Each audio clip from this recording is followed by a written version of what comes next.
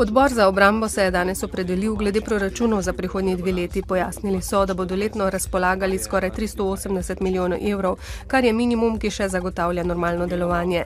Razpravo o predstavljenih proračunskih dokumentih bodo različna telesa opravila do 30. oktobra. Kot zadnji pa se bodo do njih 5. novembra opredelili člani odbora za finance in monetarno politiko.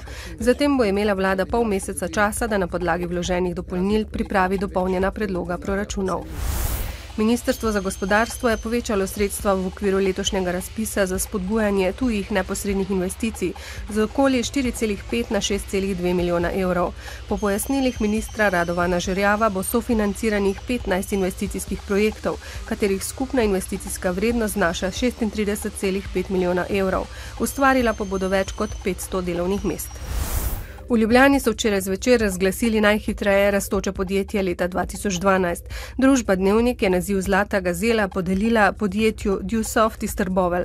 Kipec srebrne gazele je šel v last podjetja GMT iz Murske Sobote. Za bronasto gazelo pa je bilo izbrano podjetje Lotrič iz Selc. Zmagovalci se ukvarjajo z izdelovanjem programskih in strojnih rešitev v industriji, transportu, vesoljski tehniki, energetiki in inženiringu. S podelitvijo nagrad se bo zvečer sklenil 47. festival Borštnikovo srečanje, ki je pod sloganom Ostrimo ustvarjalnost tudi letos predstavil najboljše slovenske gledališke predstave ter pogledal še zunaj slovenskih meja.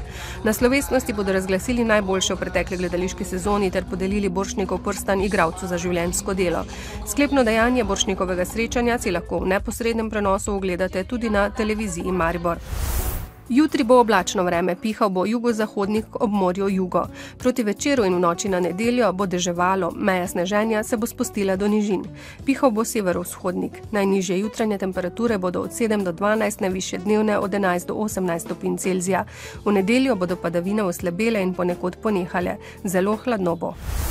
V Dnevniku televizije Maribor ne zamudite. Župan Franc Kangler pred sodniki zaradi stanovanja vedeževalke Karin Joževita. Kako bodo otroci preživeli prve počitnice v tem šolskem letu?